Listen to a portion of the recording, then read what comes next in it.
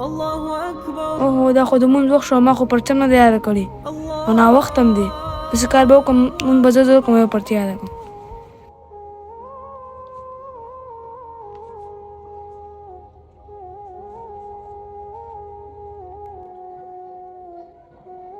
یاسینه تا پرچه یاده کړه؟ لمړی زما خام یادوم.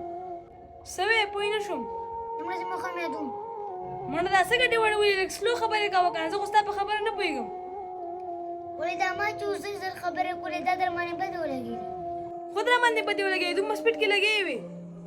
نه نو په تا باندې دا خبرې دومره بدې ولګېدې. نو تاسې وایي دا و چې تا کوم ځای د لمونځ وکړو دا په الله پاک باندې ښه لګېدلي. ګوره مونځ د الله ته نږدې کېدو مونږ سره یو ښایسته ذریعه ده. نو مونږ له پکار ده چې مونږ مونځ ښه په کلاره او د زړه نه وکړو. یاسینه صحیح خبره دې وکړه، ښه تا خو ما سترګې خلاصې کړې او زه به انشاءالله نن نه پس ښه په کلاره او ښه په طریقه مونځ کوم.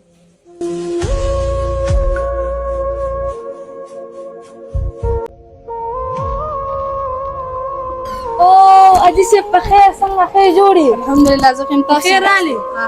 راځئ ته کښېنه. دا ولې ادي صاحب زمونږ ته بیخي راچکر کېږي نو؟ ولې نه راځو خو بس مصروفیات ډېر زیات دي، د دې وجې نه موږ نشو راتلی.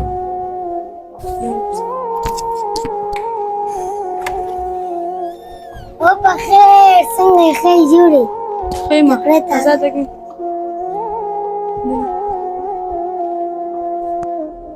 خیا سره وایه که نه څنګه یې؟ ښه یم. حاجي صاحب څه ته راوباسو؟ یخ راوباسو. ما سره ډېره مننه، ما اوس داسې کور کې چې وڅښلې. زه یا سره زه به درنه لاړ شم، ګپ هم ډېر ولګول. زما کارونه زه به هغه راخلاص کړم. چېرته ځې حاجي صاحب؟ اول خو ډوډۍ وخوره، ډوډۍ ټیم زما نه تېرېږي، زه نه خورم. ناجیزه کې نه بیا بل ټایم به شي مړه. مړه حاجي صاحب ډوډۍ به دې خوړلی بیا به تللی وې. نه مړه خپل کور دی ولې نه، بل وخت به راشو. حاجي صاحب بس په خیر لاړ شي. السلام علیکم.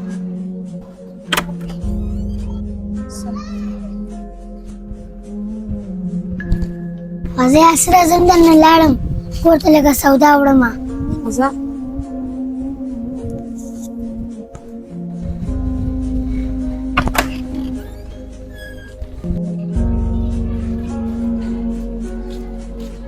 ولې یاسینه دا نه خو لږ لږ ټایم درلږه سره د هغه اوبو څه دې درته ونه کړه؟ دا وګوره ما لږ څومره زه ته قدر وکړه. حاجي صاحب نور څه نه دي، په جیب کې دې پیسه ده، ځکه دا ستا مرچکۍ خور دي زمونږ وړه پیکه ده.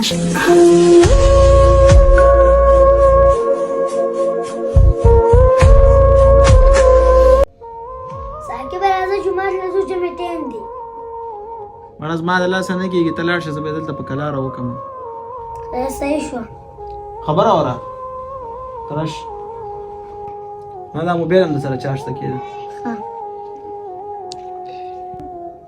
ساقبه دا والی بجلی نشته. بجلی نشته؟ دا څه وې مړه، دا به اوس کله راځي؟ ارمان دی چې اول مې چارج کړی وي. هسې خدای مکه ساقبه که چېرته ته اوس مړ شې نو بیا به ارمان کې چې کاش چې نیک اعمال مې کړی وي، څنګه چې اوس د بجلی ارمان کې.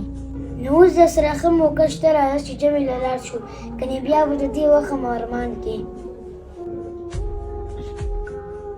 یاره یاسینه صحیح خبره دې وکړه، ښه تا اوس ما سترګې خلاصې کړې. راځه چې جمعې له ځو.